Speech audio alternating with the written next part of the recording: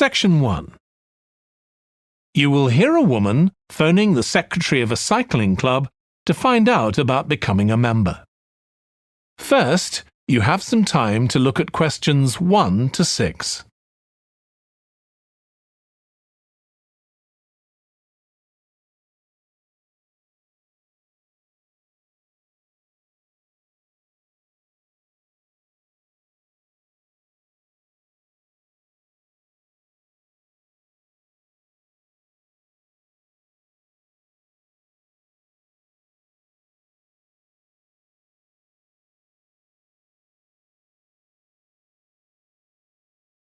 You will see that there is an example that has been done for you.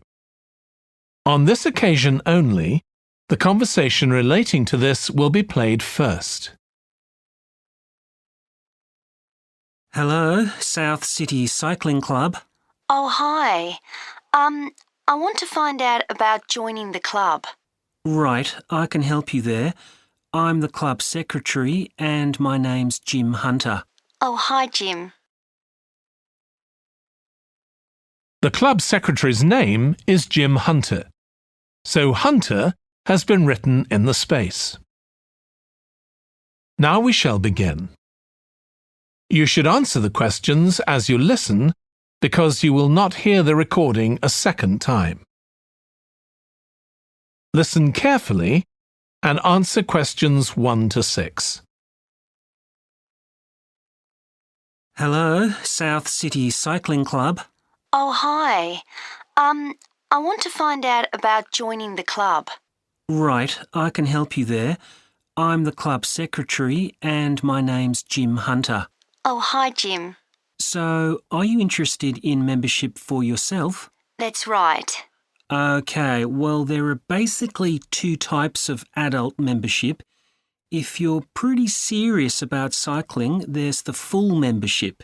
That costs $260, and that covers you not just for ordinary cycling, but also for races both here in the city and also in other parts of Australia. Right. Well, I'm not really up to that standard. I was more interested in just joining a group to do some cycling in my free time. Sure, that's why most people join. So in that case, you'd be better with the recreational membership. That's $108 if you're over 19 and $95 if you're under. I'm 25. Okay, it's paid quarterly and you can upgrade it later to the full membership if you want to, of course. Now, both types of membership include the club fee of $20. They also provide insurance in case you have an accident, though we hope you won't need that, of course. No. Okay, well, I'll go with the recreational membership, I think, and that allows me to join in the club activities and so on. That's right. And once you're a member of the club, you're also permitted to wear our kit when you're out cycling. It's green and white. Yes, I've seen cyclists wearing it. So can I buy that at the club? No, it's made to order by a company in Brisbane. You can find them online. They're called Jerry's. That's Jerriz. You can use your membership number to put in an order on their website. Okay. Now, can you tell me a bit about the rides I can do? Sure. So we have training rides pretty well every morning, and they're a really good way of improving your cycling skills as well as your general level of fitness. But they're different levels. Level A is pretty fast. You're looking at about 30 or 35 kilometres an hour. If you can do about 25 kilometres an hour, you'd probably be level B. And then level C are the novices who stay at about 15 kilometres per hour. Right. Well, I reckon I'd be level B. So when are the sessions for that level? There are a couple each week. They're both early morning sessions. There's one on Tuesdays, and for that one you meet at 5:30 a.m, and the meeting point's the stadium. Do you know where that is? Yes, it's quite near my home, in fact. Okay, and how about the other one? That's on Thursdays. It starts at the same time, but they meet at the main gate to the park. Is that the one just past the shopping mall? That's it. Before you hear the rest of the conversation, you have some time to look at questions 7 to 10.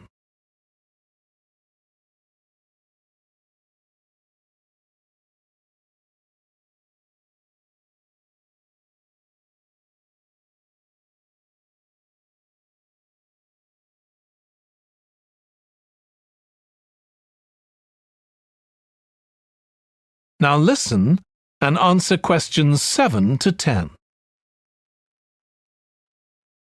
So how long are the rides? They're about an hour and a half, so if you have a job, it's easy to fit in before you go to work.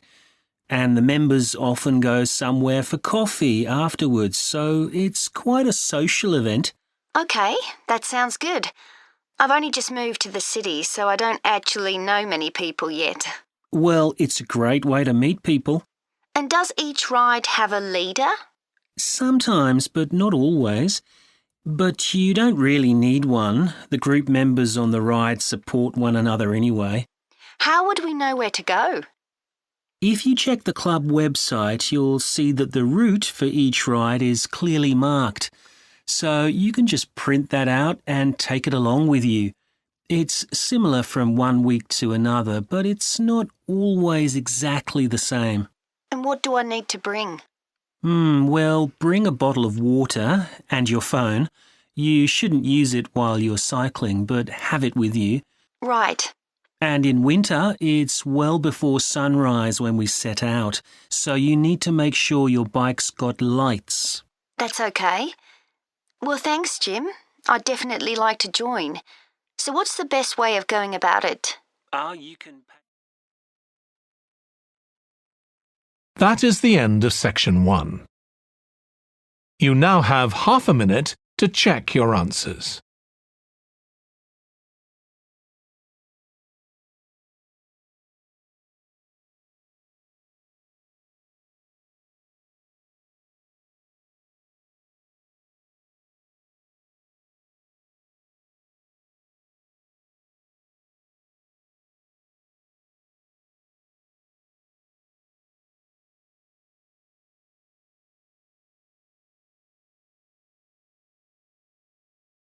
Now turn to section 2. Section 2. You will hear a manager in a company talking to employees about volunteering for charity work. First, you have some time to look at questions 11 to 16.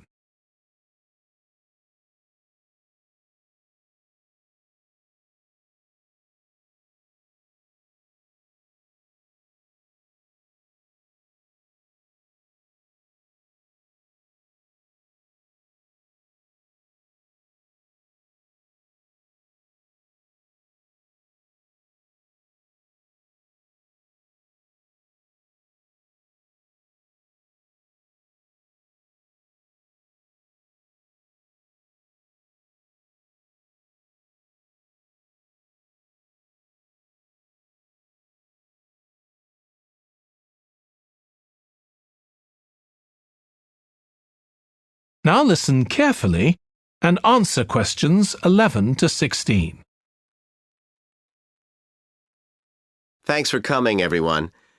Okay, so this meeting is for new staff and staff who haven't been involved with our volunteering projects yet.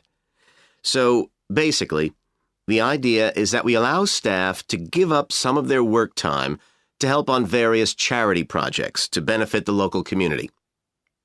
We've been doing this for the last 5 years, and it's been very successful. Participating doesn't necessarily involve a huge time commitment. The company will pay for 8 hours of your time. That can be used over 1 or 2 days all at once, or spread over several months throughout the year. There are some staff who enjoy volunteering so much, they also give up their own free time for a couple of hours every week. It's completely up to you. Obviously, Many people will have family commitments and aren't as available as other members of staff. Feedback from staff has been overwhelmingly positive.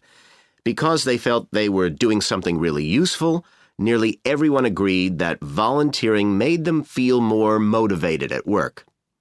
They also liked building relationships with the people in the local community and felt valued by them. One or two people also said it was a good thing to have on their CVs. One particularly successful project last year was the Get Working project. This was aimed at helping unemployed people in the area get back to work. Our staff were able to help them improve their telephone skills, such as writing down messages and speaking with confidence to potential customers, which they had found quite difficult. This is something many employers look for in job applicants, and something we all do without even thinking about every day at work. We've got an exciting new project starting this year. Up until now, we've mainly focused on projects to do with education and training, and we'll continue with our reading project in schools and our work with local charities. But we've also agreed to help out on a conservation project in Redfern Park. So if any of you fancy being outside and getting your hands dirty, this is the project for you.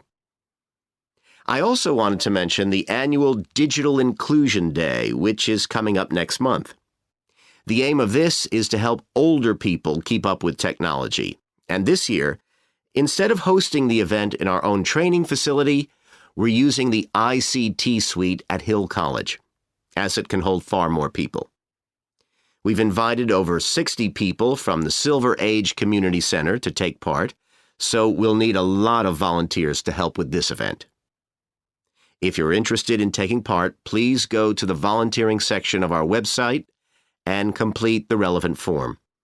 We won't be providing any training for this, but you'll be paired with an experienced volunteer if you've never done it before. By the way, don't forget to tell your manager about any volunteering activities you decide to do.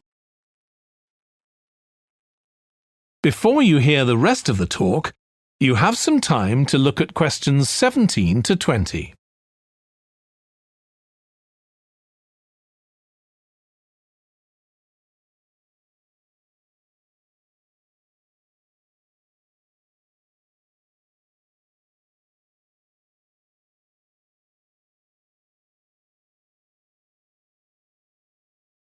Now listen and answer questions 17 to 20.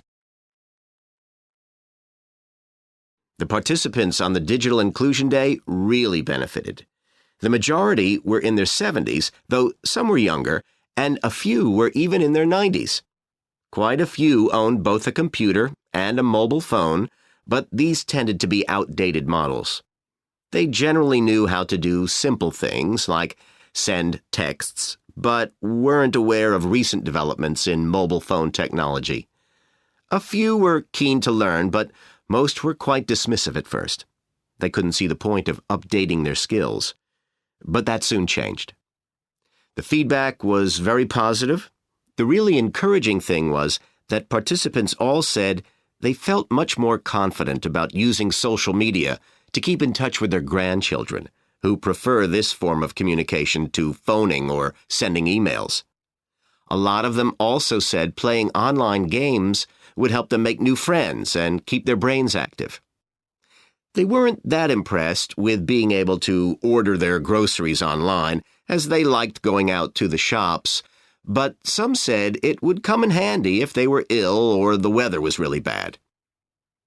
One thing they asked about was using tablets for things like reading newspapers. Some people had been given tablets as presents, but had never used them. So that's something we'll make sure we include this time. That is the end of section 2. You now have half a minute to check your answers.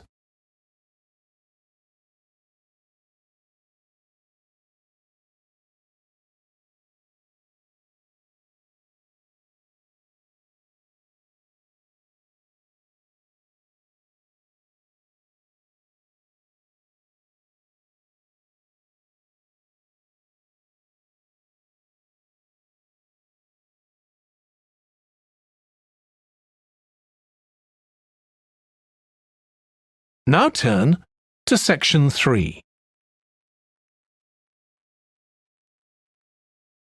Section 3. You will hear a student called Russ consulting his tutor about a presentation he is preparing on nanotechnology, the study of materials on an extremely small scale. First, you have some time to look at questions 21 to 25.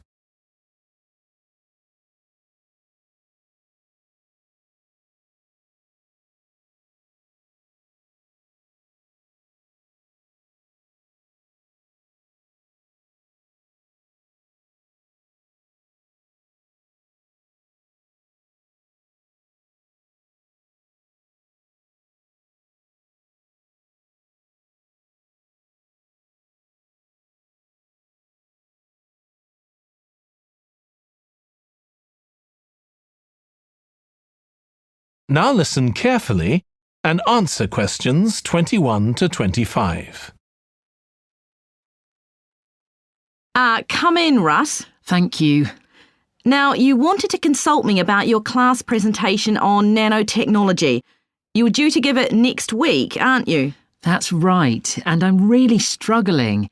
I chose the topic because I didn't know much about it and wanted to learn more, but now I've read so much about it, in a way there's too much to say. I could talk for much longer than the 20 minutes I've been allocated.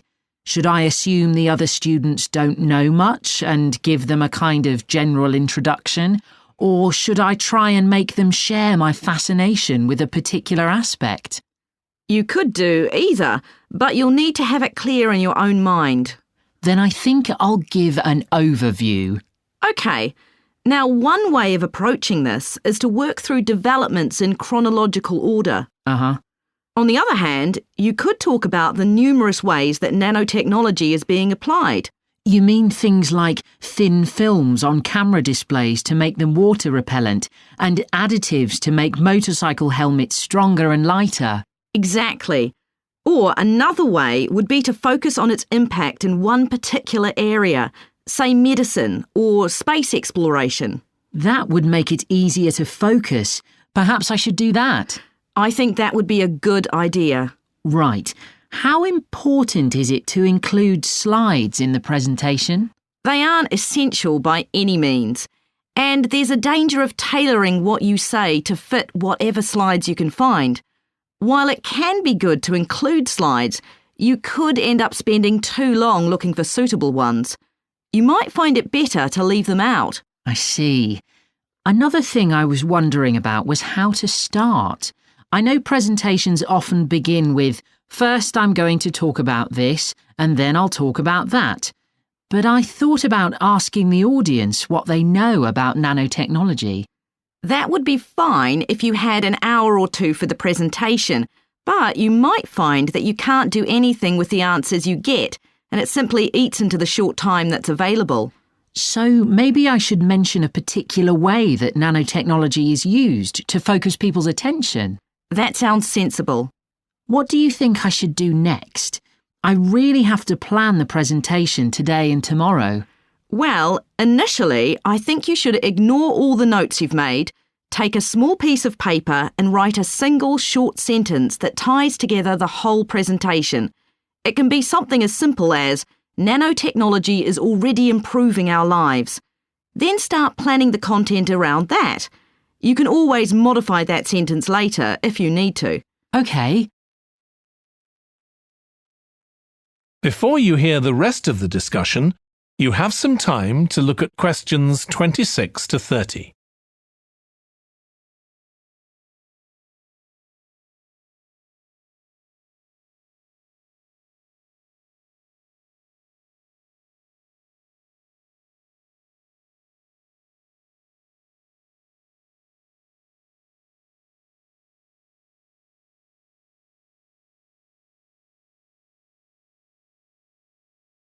Now listen and answer questions 26 to 30. OK, now let's think about actually giving the presentation. You've only given one before, if I remember correctly, about an experiment you'd been involved in. That's right. It was pretty rubbish. Let's say it was better in some respects than in others. With regard to the structure, I felt that you ended rather abruptly, without rounding it off. Be careful not to do that in next week's presentation. OK. And you made very little eye contact with the audience because you were looking down at your notes most of the time. You need to be looking at the audience and only occasionally glancing at your notes.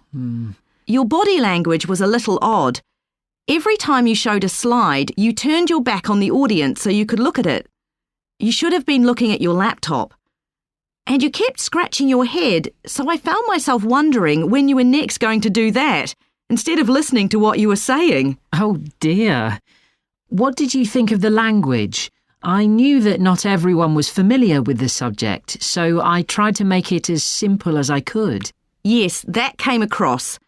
You used a few words that are specific to the field, but you always explained what they meant, so the audience wouldn't have had any difficulty understanding. I must say, the handouts you prepared were well thought out. They were a good summary of your presentation, which people would have been able to refer to later on, so well done on that. Thank you. Well, I hope that helps you with next week's presentation. Yes, it will. Thanks a lot. I'll look forward to seeing a big improvement then. That is the end of section 3. You now have half a minute to check your answers.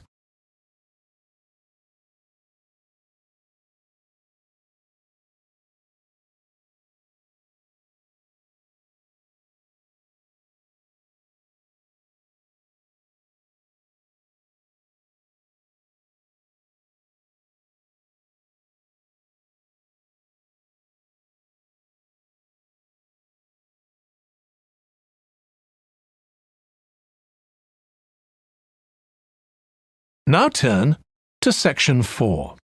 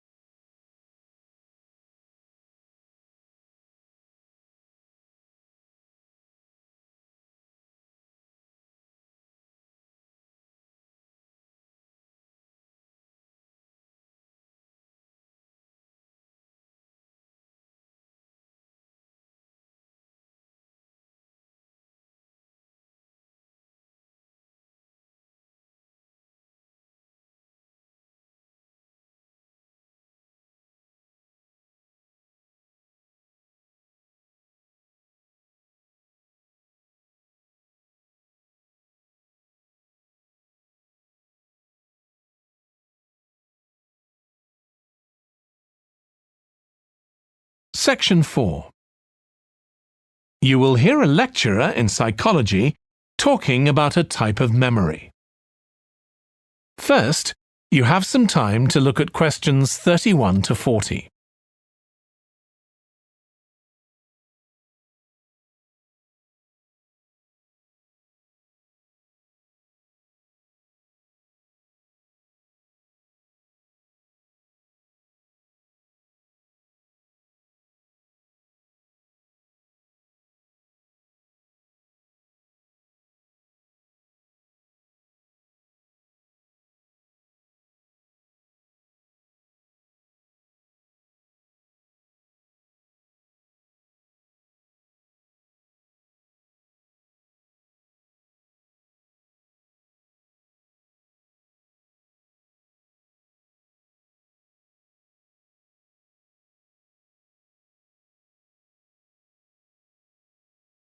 Now listen carefully and answer questions 31 to 40. Today, we'll be continuing the series of lectures on memory by focusing on what is called episodic memory and what can happen if this is not working properly. Episodic memory refers to the memory of an event or episode. Episodic memories allow us to mentally travel back in time to an event from the past. Episodic memories include various details about these events. For example, when an event happened and other information such as the location. To help understand this concept, try to remember the last time you ate dinner at a restaurant. The ability to remember where you ate, who you were with, and the items you ordered are all features of an episodic memory. Episodic memory is distinct from another type of memory called semantic memory. This is the type of factual memory that we have in common with everyone else. That is your general knowledge of the world. To build upon a previous example, remembering where you parked your car is an example of episodic memory. But your understanding of what a car is and how an engine works are examples of semantic memory. Unlike episodic memory, semantic memory isn't dependent on recalling personal experiences. Episodic memory can be thought of as a process with several different steps of memory processing, encoding, consolidation, and retrieval. The initial step is called encoding. This involves the process of receiving and registering information which is necessary for creating memories of information or events that you experience. The degree to which you can successfully encode information depends on the level of attention you give to an event while it's actually happening. Being distracted can make effective encoding very difficult. Encoding of episodic memories is also influenced by how you process the event. For example, if you were introduced to someone called Charlie, you might make the connection that your uncle has the same name. Future recollection of Charlie's name is much easier if you have a strategy to help you encode it. Memory consolidation, the next step in forming an episodic memory, is the process by which memories of encoded information are strengthened, stabilized, and stored to facilitate later retrieval. Consolidation is most effective when the information being stored can be linked to an existing network of information. Consolidation makes it possible for you to store memories for later retrieval indefinitely. Forming strong memories depends on the frequency with which you try to retrieve them. Memories can fade or become harder to retrieve if they aren't used very often. The last step in forming episodic memories is called retrieval, which is the conscious recollection of encoded information. Retrieving information from episodic memory depends upon semantic, olfactory, auditory, and visual factors. These help episodic memory retrieval by acting as a prompt. For example, when recalling where you parked your car, you may use the colour of a sign close to where you parked. You actually have to mentally travel back to the moment you parked.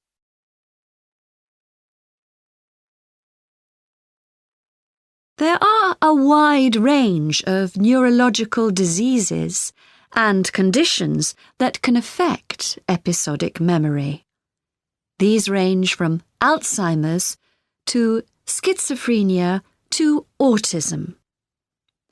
An impairment of episodic memory can have a profound effect on individuals' lives. For example, the symptoms of schizophrenia can be reasonably well controlled by medication. However, patients' episodic memory may still be impaired, and so they are often unable to return to university or work.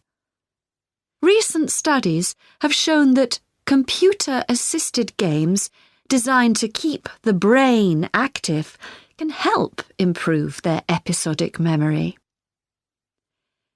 Episodic memories can help people connect with others, for instance by sharing intimate details about their past, something individuals with autism often have problems with.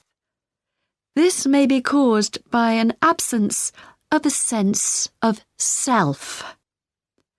This is essential for the storage of episodic memory and has been found to be impaired in children with autism.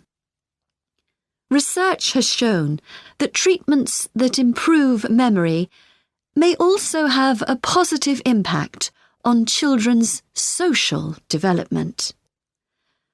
One study looked at That is the end of section 4. You now have half a minute to check your answers.